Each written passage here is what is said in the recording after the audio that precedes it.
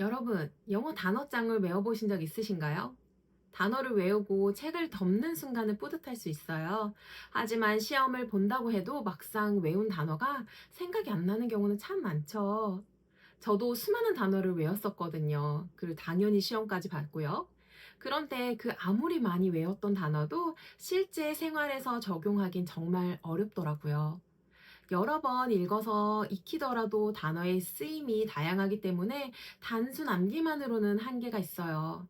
우리가 알고 있듯이 단어의 뜻만 아는 것은 이론적 지식일 뿐 문장 속에서 사용이 되는 것을 듣고 보고 말해봐야 진짜 영어가 됩니다. 그래서 영어 단어를 외우는 대신 실제 생활에, 상황에 그 단어를 넣어서 익힌다면 그 단어는 더 이상 시험용 단어가 아니라 몸에 자연스럽게 스며드는 살아있는 언어가 될 거예요. 언어 교육학자이자 오클랜드 대학 명예교수인 로드 앨리스는 한 연구에서 한 학교의 학생을 두 그룹으로 나누고 한 그룹에게는 진짜 상황 속에서 말하고 행동하고 배우는 영어 공부 방법으로 수업을 진행했고요. 또 다른 한 그룹에게는 기존 전통 방식으로 언어를 암기하고 규칙을 배우게 했습니다.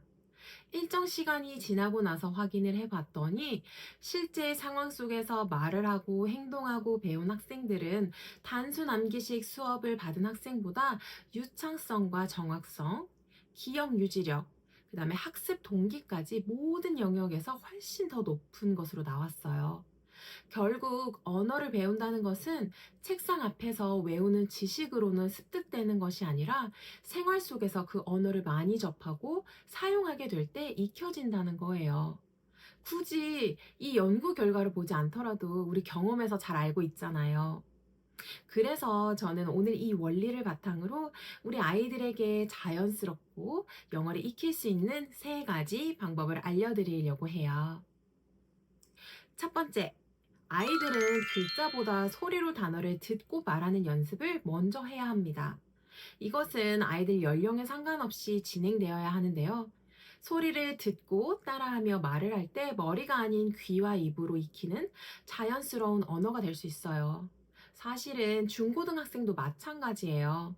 누구도 예외 없이 시험 단어 외울 때도 소리로 많이 듣고 마지막에 스페링 체크 정도만 해보면 단어가 어렵지 않게 습득이 될 거예요. 만약에 중고등학생 자녀가 있으신 분들은 한번 도전해 보세요.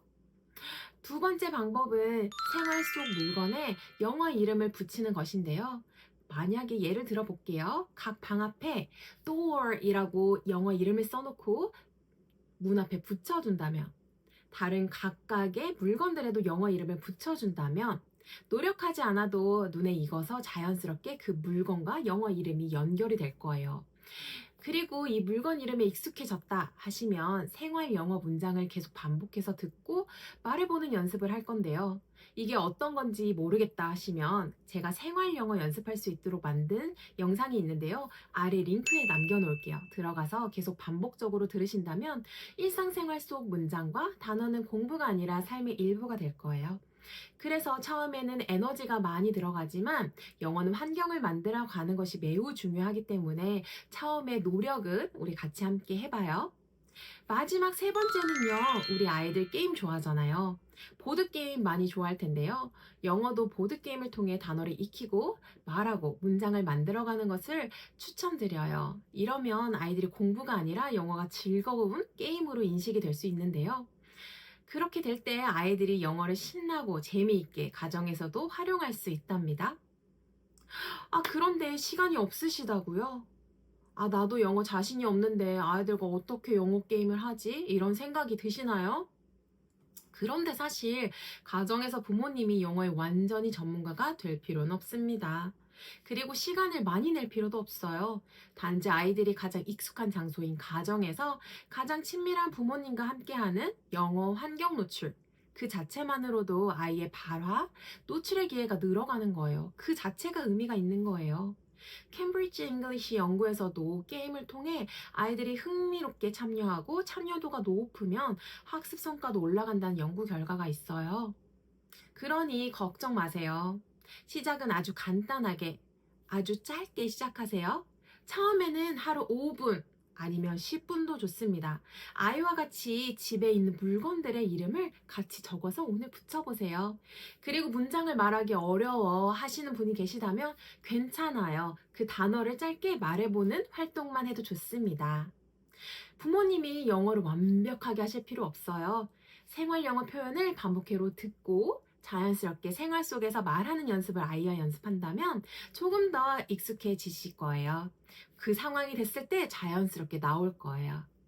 그리고 아이와 함께 게임을 해보세요. 보드게임 시간도 많이 들지 않지만 영어를 가장 효율적으로 사용할 수 있는 도구가 될 거예요. 꼭 사용해 보세요. 혹시 말씀드렸던 내용에서 더 궁금하시거나 혹은 영어 보드게임은 어떤 거로 시작할지 모르겠어요 하시면 아래 댓글에 아이의 연령과 성향을 남겨주세요. 아이의 연령과 성향에 맞게 제가 추천드리도록 하겠습니다. 이제 가정에서 시작할 용기가 나셨다면 축하드려요. 더 이상 아이의 기초가 없다고 고민하지 않으셔도 됩니다. 오늘 영상에서 소개한 방법, 오늘 저녁부터 5분만 실천해보세요.